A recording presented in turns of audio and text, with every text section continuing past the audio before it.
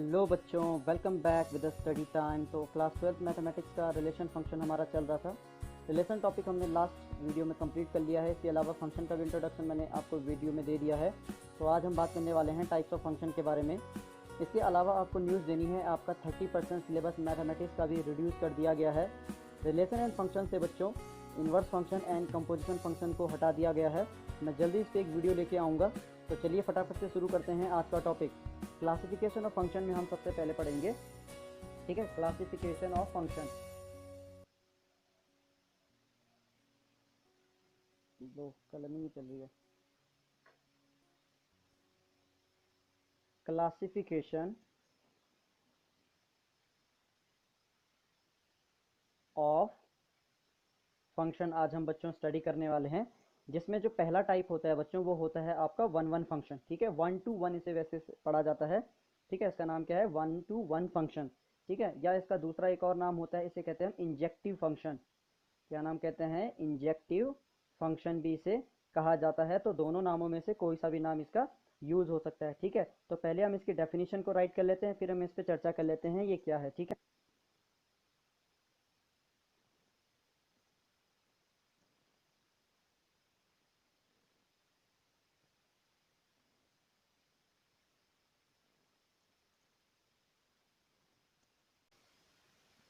ठीक है, तो डेफिनेशन को देख लीजिए क्या है। A function f A to B. ठीक है, मैंने आपको प्रीवियस लेक्चर में बताया था कि फंक्शन को रिप्रेजेंट करने का क्या तरीका होता है, एफ ए टू बी।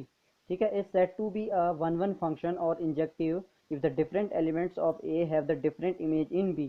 ठीक है, जो ये सेट ए है इसकी अगर डिफरेंट इमेज पाई जा रही है, ठीक है, बी में, तो हम उसे 1-1 फंक्शन कहते हैं बच्चों। ठीक है, इमेज का मतलब यहाँ पे जो वर्ड आ रहा है, ठीक है, इमेज का मतलब यहाँ पे बच्चों आंसर से होता है। ठीक हो गया यहाँ तक? ओके, इसको इस तरह से भी लिखा जा सकता है 10। ठीक है, फॉर एक्स एंड वाई। ठीक है, एक्स एंड वाई आपको कहाँ बिलोंग करेंगे? सेट ए। ए क्या बताया था मैंने लास्ट क्लास में? डोमेन बताया था। ठीक है, एंड आपके f of x and f of y, ठीक है, जिन्हें हम आंसर कह रहे हैं, ये कहाँ पाए जाने चाहिए? उसने कहा था ना सेट बी में होना चाहिए, बिलोंग करेंगे सेट बी को। तो तब बच्चों कंडीशन होती है जो आपको ध्यान रखनी है और जिससे आपको क्वेश्चन भी लगाने हैं। अगर एफ ऑफ एक्स जो है एफ ऑफ वाई के बराबर हो रहा है, ठीक है, दो फंक्शन आपस में बराबर हो रहे हैं, तो उनकी इंटरनल वैल्यू भी बराबर होनी चाहिए, एक्स इज इक्वल टू में वाई। ठीक है, दो फंक्शन आपस में बराबर हो रहे हैं तो उनकी इंटरनल वैल्यू का मतलब जिस वैल्यू पे वो बराबर हुए हैं वो दोनों भी बराबर होनी चाहिए, तब 1-1 फंक्शन कहलाता है। इसके अलावा आप ये भी कह सकते थे, ठीक है, इसका दूसरा रूप भी होता है कि अगर दो फंक्शन आपस में बराबर नहीं हो रहे हैं, ठीक है, दो वैल्यूज पे कोई फंक्शन आपस में बराबर नहीं हो रहे हैं, तो हम ये कह सकते हैं उनकी इंटरनल वैल्यू भी बराबर नहीं होनी चाहिए, तभी वो फंक्शन कैसा फंक्शन कहलाता है? आपका 1-1 फंक्शन कहलाता है। ठीक है, अब जैसे इसका एग्जाम्पल देख लीजिए। ठीक है, एग्जाम्पल के लिए आप देख लीजिए, मान लो ये जो मेथड भी मैंने बताया था इसको मैपिंग मेथड कहा जाता है बच्चों। ठीक है, तो मान लो यहाँ पे कोई एंट्रीज हैं, एंट्रीज का मतलब डोमेन के एलिमेंट हैं। ठीक है, और ये कोई दूसरा सेट है, ये सेट आपका ए है, जिसे हम क्या नाम देते हैं? डोमेन नाम देते हैं भाई हमसे। ठीक है, क्या नाम है इसका? डोमेन नाम। और इसका इस सेट बी का क्या नाम होता है? को डोमेन इसका नाम होता है। ठीक है, यहाँ तक बात क्लियर हो रही है?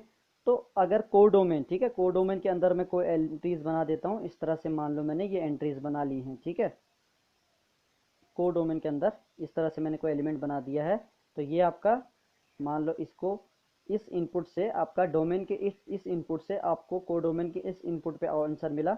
इसी तरह से सेकंड का थर्ड पे आपको अगर आपको आंसर मिल रहा है, तो हम कहेंगे ये 1-1 फंक्शन। इसके अलावा आप इसे इस तरह से भी रिप्रेजेंट कर सकते हैं कि ये आपका डोमेन हो गया। ठीक है, डोमेन का सेट हो गया, ये इसके अंदर 3 एंट्रीज हो गई है। ठीक है, कुछ भी एंट्रीज हो सकती हैं, अभी मैं आपको क्वेश्चन कराऊंगा तब आपको और अच्छे से क्लियर हो जाएगा। फिलहाल आपको पूरा फोकस किस पे करना है? डेफिनेशन पे फोकस करना है। ठीक है, क्योंकि इनकी डेफिनेशंस आपको पहले लिखनी और बोलनी आनी चाहिए। तो ये सेट आपका ए हो गया है, ये सेट आपका बी हो गया है। ठीक हो गया यहाँ तक?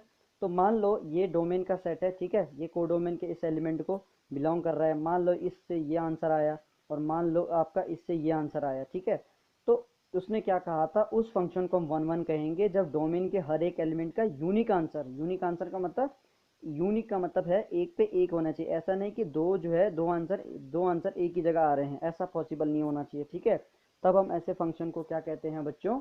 वन वन फंक्शन कहते हैं। ठीक है, अब इसकी कुछ इंपॉर्टेंट की पॉइंट्स हैं। ठीक है, इसकी की पॉइंट्स लिख लीजिएगा। इसके की पॉइंट्स क्या कहते हैं देखिए ज़रा, की पॉइंट्स। ठीक है, की पॉइंट्स में पहला पॉइंट आपको याद रखना है बच्चों, any function which is entirely increasing. ठीक है, अबव वाला एरो किसका है, इंक्रीजिंग का है, और डिक्रीजिंग, ये डाउन एरो किसका है, डिक्रीजिंग का है। In its domain, in its domain is one one function. ठीक है, ये आपको, ये पॉइंट आपको याद रखना है। जब आप कैलकुलस पढ़ेंगे तो वहाँ आपको इंक्रीजिंग और डिक्रीजिंग फंक्शनों से सामना होगा आपका, वहाँ आपको और क्लियर हो जाएगा कि जो इंटायरली इंक्रीजिंग और डिक्रीजिंग होते हैं वो वन वन फंक्शन भी होते हैं। ठीक है, दूसरा जो की पॉइंट है आपके लिए वो ये है बच्चों, if any point, if any line बोल दीजिए लोग, if any line parallel to x axis cuts the graph, ये मैंने लास्ट वीडियो में आपको बताया था। ठीक है, of the function at most, at most का मतलब जानते हैं ज़्यादा से ज़्यादा, एटमोस्ट एट वन पॉइंट, ज़्यादा से ज़्यादा एक पॉइंट पे काटे, या तो काटे ही नहीं। ठीक है, then the function is one one. Clear हो गए, दो पॉइंट आपको क्लियर हो गए हैं। If any line parallel to x axes cuts the graph of the function at most at one point then the function is one one function। Clear हो गया यहाँ तक आपको? ठीक है, अब इसके कुछ एग्जांपल्स कर लेते हैं जिनसे आपको कहानी क्लियर होनी है। ठीक है, ये एग्जांपल्स मैंने आर डी शर्मा, आर सगरल और एनसीईआरटी से उठा रखे हैं, तो आपको टॉपिक पढ़ने के बाद वहाँ से क्वेश्चन कर सकते हैं। ठीक है, तो जिसमें पहला क्वेश्चन है check the injectivity, check the injectivity. अब इंजेक्टिविटी मैंने किसे कहा था, जो वन वन फंक्शन होता है उसका दूसरा नाम होता है ये। Check the injectivity. ठीक है, फंक्शन दे रहा है f such that N to N. अब ये एन टू एन का मतलब है नेचुरल टू नेचुरल, मैपिंग कर रहा है, गिवन बाय कैसे हो रहा है, f of x is equal to में एक्स स्क्वायर, ये आपका फंक्शन है। ठीक है, तो बच्चों मैं आपको इस क्वेश्चन को दो मेथड से कराने वाला हूँ, ये कैसे होना है। ठीक है, सबसे पहला मेथड देखिए, ठीक है, बाय मैपिंग मेथड। तो एग्जाम में आप किसी भी मेथड का यूज़ कर सकते हैं, आप किसी भी मेथड का यूज़ कीजिए, बट आपका एक्सप्लेनेशन बहुत क्लियर होना चाहिए। ठीक है, ये कह रहा है कि जब आप डोमेन नेचुरल नंबर डालेंगे तो आपके कोडोमेन भी जो है कैसे होने चाहिए, नेचुरल होने चाहिए। और फंक्शन क्या है आपका, f of x is equal to में एक्स स्क्वायर है। तो कह रहा है बताइए कि ये आपका वन वन है या नहीं है। ठीक है, हमें ये बताना है। तो मैपिंग मेथड से देखो आपको बहुत क्लियर पिक्चर दिख जाएगी कि क्या मैं कहना चाह रहा हूँ। ठीक है, तो लेट सपोज क्या कर लेते हैं, एक सेट जनरेट कर लेते हैं। ये मैंने एक नेचुरल नंबर का सेट बना लिया है और ये दूसरा मैंने नेचुरल नंबर का सेट बना लिया है। अब सवाल आता है दोनों नेचुरल क्यों बनाए सर, क्योंकि यहाँ पे ये नेचुरल दे रहा है, नेचुरल टू नेचुरल, तो यहाँ पे डोमेन की एंट्रीज भी कैसे रहेंगी, नेचुरल, और आपकी कोडोमेन की एंट्रीज भी कैसी रहेंगी, नेचुरल। इनके बीच में जो फंक्शनिंग होगी, ठीक है, उसे हम मैपिंग बोलते हैं। ठीक है, या फंक्शन बोलते हैं। ओके, नेचुरल नंबर के अंदर कौन कौन से एंट्रीज हैं, है ना, सबको पता है, 1 2 3 4 एंड सो ऑन इन्फानाइट रहा होगा। उसी तरह से आपके जब आप इनके स्क्वायर करेंगे, हालांकि यहाँ पे नेचुरल नंबर कह रहा हो, ठीक है, तो पहले इसे लिख लेते हैं। तो नेचुरल नंबर के अंदर आपके कौन कौन से एंट्रीज रहे होंगे, इसमें भी कौन कौन सी रहे होंगी, 1 रहा होगा, 2 हो गया, 3 हो गया, 4 हो गया, 5 हो गया, 6 हो गया, 7 हो गया, 8 हो गया, 9 हो गया आपका, ठीक है, 10 हो गया, 11 हो गया, एंड सो ऑन इनफानाइट हो गया।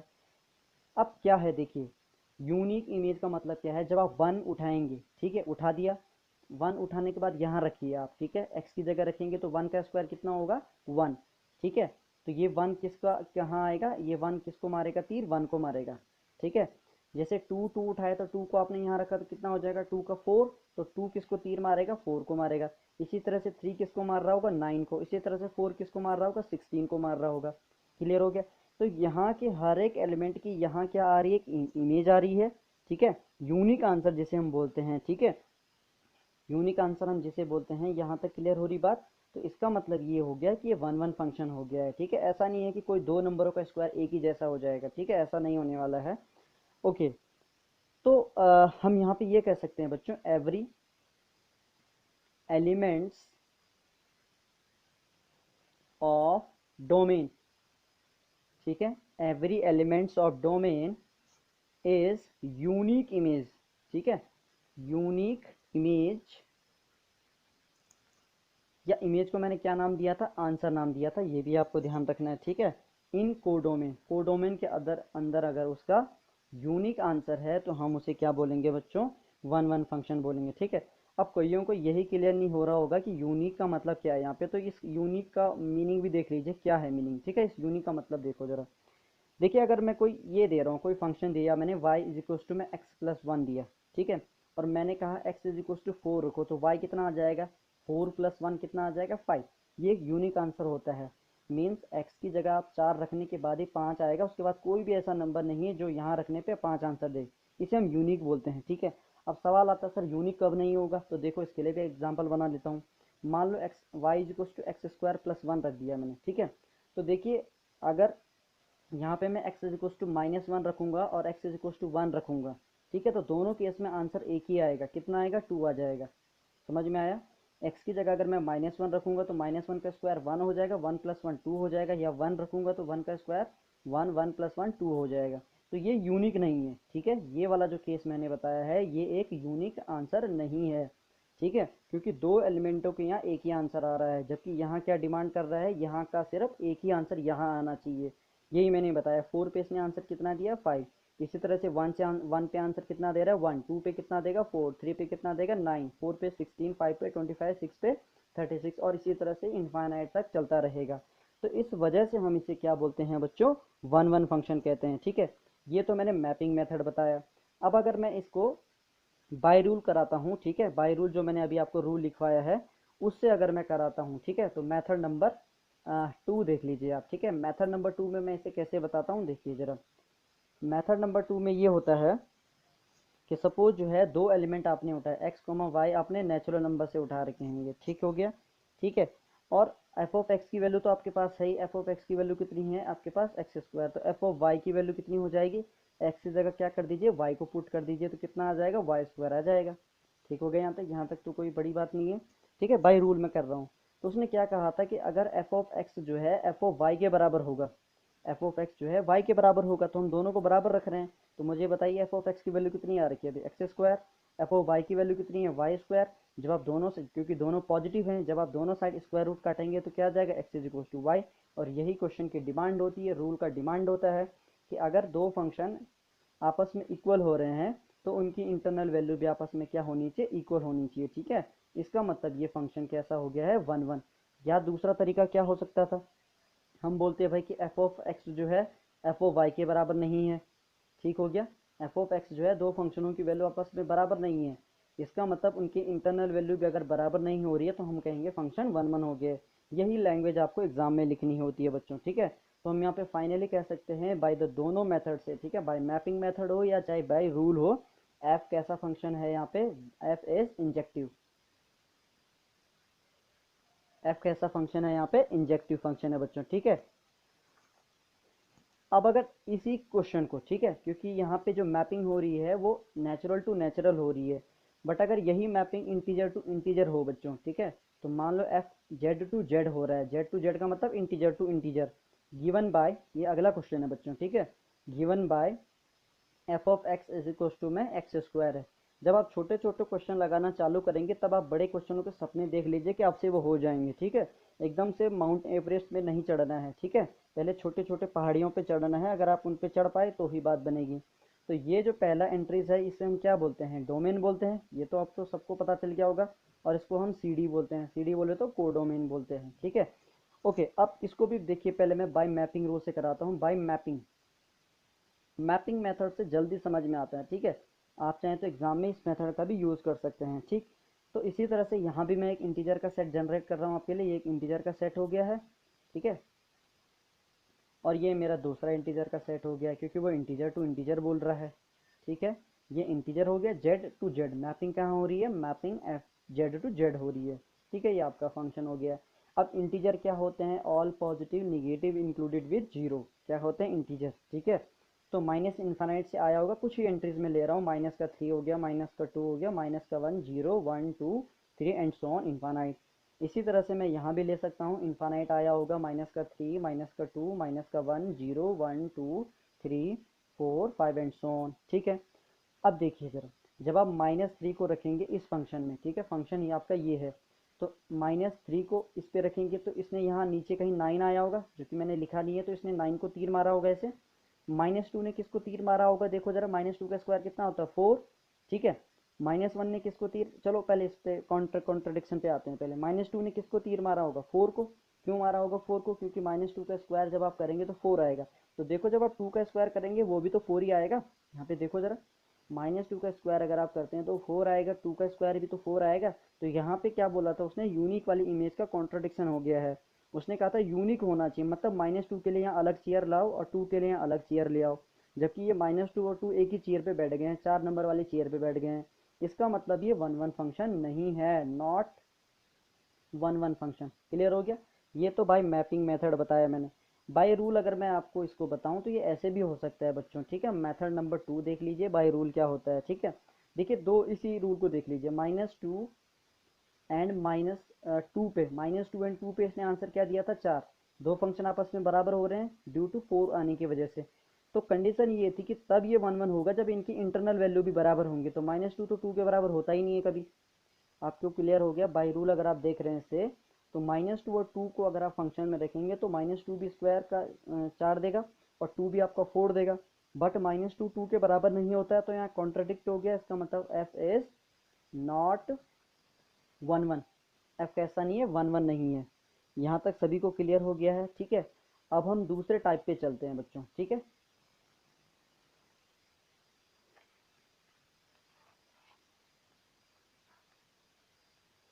दूसरा टाइप है बच्चों हमारा ऑन टू फंक्शन। कौन सा फंक्शन है, onto function. Onto function का दूसरा नाम होता है बच्चों सरजेक्टिव। क्या नाम होता है, सरजेक्टिव। तो हो सकता है ये वाला यूज हो रहा हो आपके एग्जाम में या आपके क्वेश्चनों में। तो पहले पहले फटाफट से इसके डेफिनेशन लिख।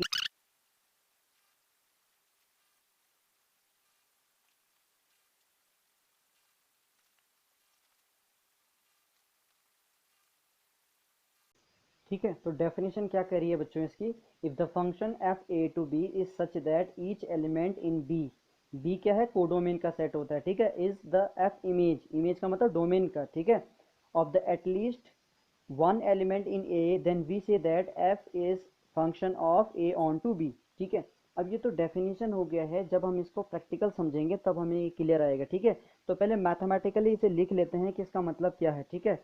सो this f A to B is surjective if, surjective का मतलब ऑन टू, ठीक है, इफ एंड ओनली इफ, ठीक है। फॉर ऑल, ये किसका होता है, फॉर ऑल का मतलब ऑल एलिमेंट्स के लिए ये सिंबल यूज होता है, ठीक है। B belongs to capital B, belong का सिंबल होता है, ठीक है। देयर एग्जिस्ट, ये उल्टा ई बनता है, ये देयर एग्जिस्ट का मतलब कोई चीज पाई जाएगी तब। For some a belongs to capital A such that f of a जो है किसके बराबर होना चाहिए, बी के बराबर होना चाहिए।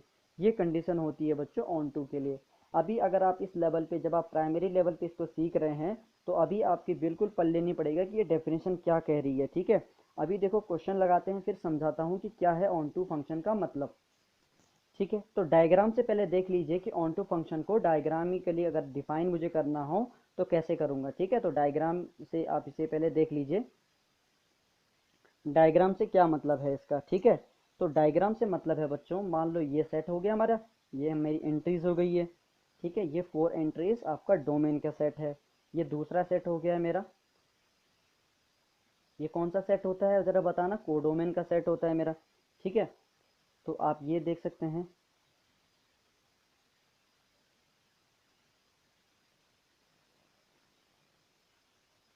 ठीक है। एक और यहाँ पे बना देते हैं, इसने इसको मारा है और इसने इसको मारा है, ठीक है। तो हालांकि अगर डेफिनेशन के हिसाब से देखें तो ये 1 1 भी है, ऑन टू भी है।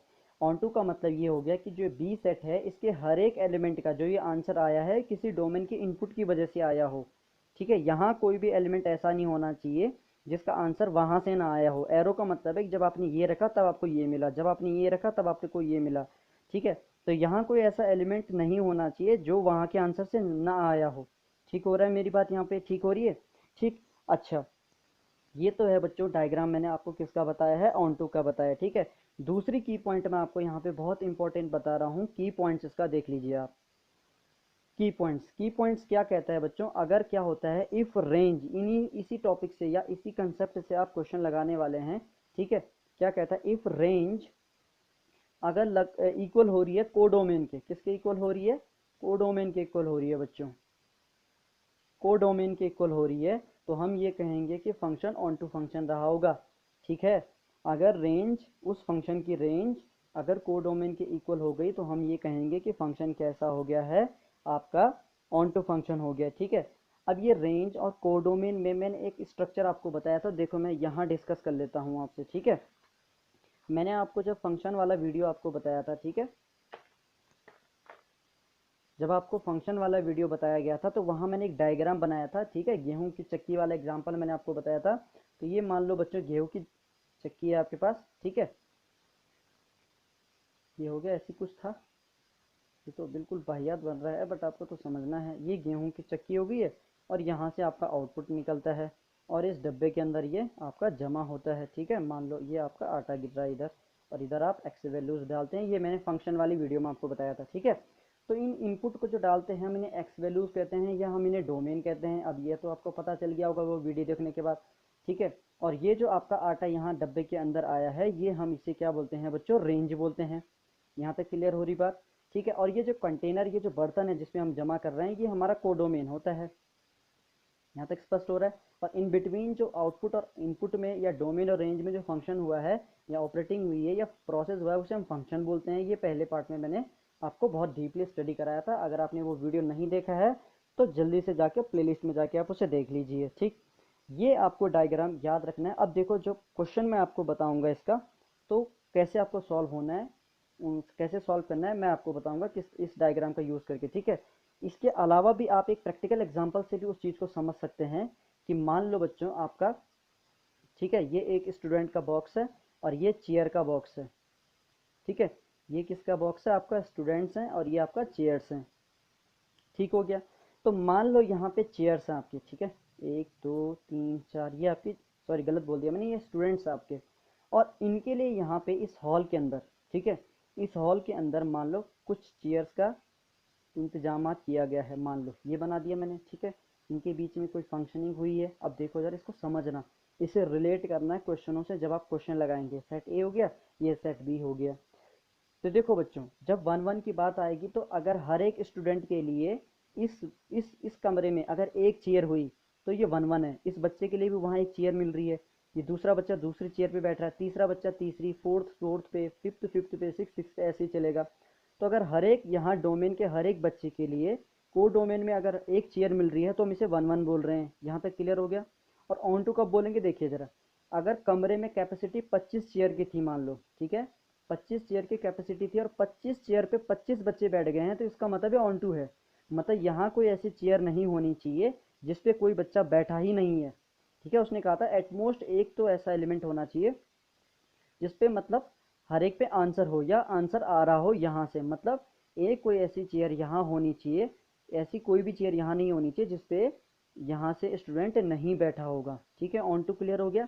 और दूसरा तरीका क्या बताया है, अगर रूम की कैपेसिटी आपकी 25 चेयर की थी और 25 चेयर पे 25 बच्चे बैठ गए तो कोडोमेन डब्बा, मतलब ये डब्बा है, इस डब्बे की कैपेसिटी कितनी है, 25 चेयर है, और 25 चेयर पे 25 बच्चे बैठ गए और 25 बच्चे कहाँ से आए होंगे, यहाँ से आए होंगे। तो आप देख रहे हैं कोडोमेन जो है रेंज के बराबर हो गई है।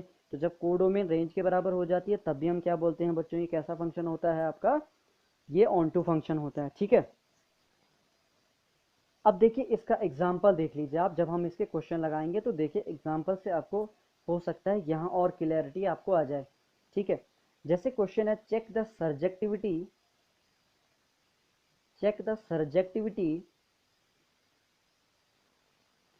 ठीक है, एफ एन टू एन, जो क्वेश्चन मैंने पीछे कराए हैं वही क्वेश्चन है बिल्कुल ही। ठीक है, बट ये किसके लिए, सर्जेक्टिविटी के लिए हैं। ठीक है, f of x is equal to में एक्स स्क्वायर, फंक्शन आपका ये है। अब देखो मैपिंग मेथड से देखो इसको रिलेट करके रखना, देखो स्टूडेंट और चेयर वाला और ये वाला जो डायग्राम मैंने बताया, देखो इससे मैं इन क्वेश्चन को कैसे कराता हूँ देखिए जरा। देखिए जब आप मैपिंग मेथड से करेंगे, बाय मैपिंग मेथड, कौन सा मेथड है, बाय मैपिंग मेथड, तो जब आप मैपिंग मेथड से करेंगे बच्चों तो आप यहाँ एक डब्बा बनाएंगे, ये कौन सा डब्बा है, डोमेन का। यहाँ एक डब्बा बनाएंगे, ये कौन सा डब्बा है, कोडोमेन का। डोमेन के अंदर कौन है, एन।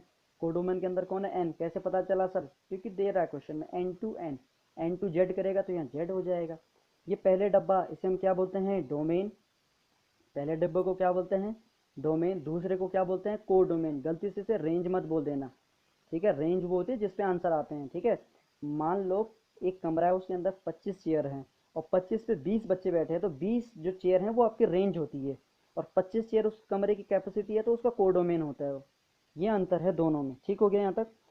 ओके, अब आपने क्या करा, एन टू एन। मान लो मैंने यहाँ 1 रखा, यहाँ 2 रखा, आपका 3 है। 1 रखा, क्या वो तो होते ही है नेचुरल नंबर के अंदर, 1 2 3, ठीक है। 1 2 3 4 5 एंड सोन इनफाइनाइट, ठीक है। यहाँ पे भी 1 रहा होगा, 2 3, ये आपका 4 हो गया, ये आपका 5 हो गया, 6 हो गया, 7 एंड सो ऑन। तो जब आप 1 को वहां रखेंगे बच्चों, जब इसके बीच में मैपिंग होगी, ठीक है, 1 को यहाँ रखेंगे फंक्शन में, तो 1 का स्क्वायर कितना होगा, 1, तो 1 1 के जाके मिलेगा। मतलब ये स्टूडेंट है और ये स्टूडेंट के रोल नंबर हैं, और हमने उन स्टूडेंटों को बोला कि आपको अपनी स्क्वायर वाली चेयर में बैठना है। तो बताओ जरा, दो स्क्वायर वाला, दो चेयर वाला जिसका रोल नंबर 2 है, वो कौन सी चेयर पे बैठेगा, 4 पे। 2 जो है किस पे बैठेगा, 4 पे। 3 किस पे बैठेगा, 9 पे। ऐसी 4 किस पे बैठ रहा होगा, 16 पे बैठ रहा होगा। यहाँ तक क्लियर है। बट हमें क्या चेक करना है, सर्जेक्टिविटी। मैंने कहा था कि अगर यहाँ कोई भी ऐसा चेयर नहीं होना चाहिए जिसमें बच्चा बैठ ही नहीं रहा है। देखो, दो वाली चेयर में कोई बच्चा बैठेगा ही नहीं। क्योंकि कोई भी ऐसा इस डोमेन पे नंबर नहीं है जिसका स्क्वायर 2 होता हो। इसका मतलब ये ऑन टू फंक्शन नहीं है। समझ में आया आपको, ठीक है। मतलब मैंने क्या कहा था, ये स्टूडेंट्स हैं और ये उनके लिए चेयर्स हैं।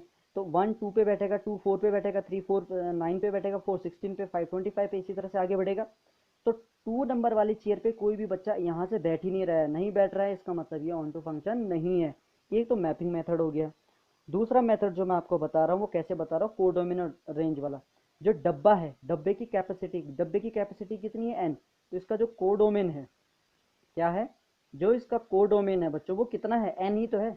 और जो इसके रेंज है, रेंज का मतलब जिन जिन पे आंसर, आंसर का मतलब जिन जिन पे बच्चे बैठे होंगे। एक तो 1 पे बैठे हैं, एक किस पे बैठे हैं, 4 पे बैठेगा, एक किस पे बैठेगा, 9 पे, एक पे 16 पे, फिर 25 पे, ऐसे सारे स्क्वायर वाले नंबर पे बैठेंगे। तो क्या कोडोमेन का सेट रेंज के सेट के बराबर है, क्या आपको दिख रहा है कोडोमेन का सेट रेंज के सेट के बराबर है, आप कहेंगे नहीं। तो जब नहीं, तो कोडो ये ऑन टू फंक्शन नहीं है। So codomain is not equal to range. ये आपको मैं सिखाना चाह रहा था। समझ में आया आपको, क्या बताया मैंने, कोडोमेन। कोडोमेन का मतलब डब्बे, डब्बे की कैपेसिटी कितनी है, एन। एन का मतलब नेचुरल नंबर है इसके अंदर, ठीक है। रेंज, रेंज का मतलब जिन जिन पे आंसर आए, 1 का आंसर 1 पे आया, 2 का आंसर 4 पे आया, 3 का आंसर 9 पे आया, 5 का आंसर 4 का आंसर 16 पे आया, 5 का आंसर 25 पे आया, ठीक है। तो ये रेंज हो गई है जिन जिन पे आंसर आया, ऐसे आगे चलता जाएगा ही। तो यहाँ पे नेचुरल नंबर का सेट जो है वो 149 इसके बराबर थोड़ी ना होता है। इसका मतलब है कि ये आपका ऑन टू फंक्शन नहीं है बच्चों। यहाँ तक क्लियर हो गया। अब इस एन एन की जगह अगर जेड जेड होता बच्चों, ठीक है, सपोज मान लीजिए इस एन एन की जगह क्या होता, जेड जेड होता, तो दूसरा क्वेश्चन हो गया, हो जाएगा मेरा ये। मान लो, check the surjectivity, check the surjectivity, किसकी सब्जेक्टिविटी चेक करनी है, f Z to Z. Z to Z का मतलब इंटीजर टू इंटीजर। इनपुट भी आपके क्या रहेंगे, इंटीजर रहेंगे, और आउटपुट भी आपके क्या रहेंगे, इंटीजर रहेंगे बच्चों, ठीक है। फंक्शन क्या होगा, f of x is equal to में एक्स स्क्वायर। दोनों एग्जाम्पल सेम एग्जाम्पल है, बस मैंने आपका इंजेक्टिविटी के लिए अलग केस बना दिया और सब्जेक्टिविटी के लिए अलग केस बना रखा है।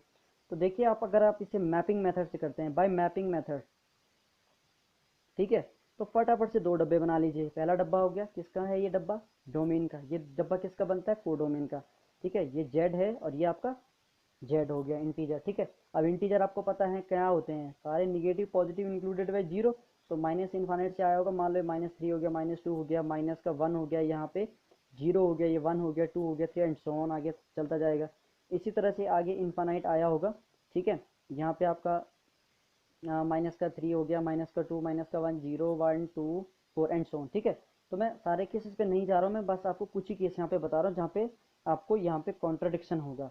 देखिए यहाँ पे क्या कह रहा है, अगर आप 1 1 के लिए, तो मैंने इस केस को बता दिया आपको, 1 के लिए मैंने आपको इस केस को बता दिया है।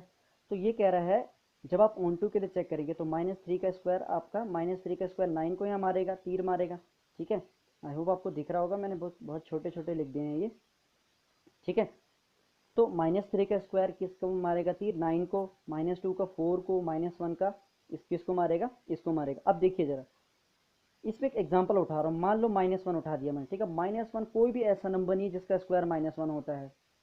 इस डोमेन के अंदर कोई भी नंबर ऐसा नहीं है जिसका स्क्वायर -1 होगा, या -2 आएगा, या -3 आएगा, या कोई भी माइनस का नंबर आएगा। क्लियर होगी मेरी बात। इवन 2 भी नहीं आ सकता है, ठीक है। आप कोई किसी इंटीजर का कोई भी नंबर ऐसा उठा दीजिए जिसका स्क्वायर अगर आप करें तो 2 आ जाए, 2 आएगा ही नहीं। क्लियर हो गया। इसका मतलब ये ऑन टू फंक्शन नहीं है, नॉट ऑन टू, ठीक है, नॉट ऑन टू फंक्शन नहीं है। ये तो मैपिंग मेथड से है। अब अगर आप इसको रूल से करेंगे, रूल में क्या दिख रहा है आपको, जरा कोडोमेन बता दीजिए मुझे फटाफट से, अब आपको क्लियर हो गया होगा। कोडोमेन क्या है, जेड है। और अगर आप रेंज की बात करेंगे तो रेंज क्या होंगी, इसके सारे पॉजिटिव नंबर आएंगे। देखो हर एक नंबर का स्क्वायर पॉजिटिव आएगा, तो मान के चलो कि 0 आ रहा होगा, आपका कितना आ रहा होगा 1, 0 0 कैसे आएगा पता है ना, 0 का स्क्वायर 0 हुआ होगा, ठीक है। -1 का स्क्वायर 1 आया होगा, 0 1, फिर आपका 4 आया होगा, ऐसे 9 आया होगा, 16 आया होगा, एंड सो ऑन। तो कोडोमेन का सेट आपके रेंज के सेट के बराबर नहीं है। इसका मतलब ये हो गया, so codomain is not equals to range. Codomain किसके बराबर नहीं है, रेंज के बराबर नहीं है। This implies f is not surjective, f आपका सर्जेक्टिव नहीं है। क्लियर होगी यहाँ तक बात। बहुत आसान लैंग्वेज में मैंने आप लोगों तक अपनी बात रखी है। आप 1-2 बार वीडियो को जरूर देखिएगा। अगर कोई डाउट आता है तो कमेंट बॉक्स में लिखिए उस बात को, ताकि उस पर चर्चा हो पाए, ठीक है। अब इसके कुछ इंपॉर्टेंट की पॉइंट्स हैं जो मैं आपको बताना चाहता हूँ, ठीक है। की पॉइंट्स इसके देख लीजिए, आप ये नोट कर लीजिएगा, इनकी भी आपको जरूरत पड़ेगी। पहला की पॉइंट्स है, those function are 1 1 and on to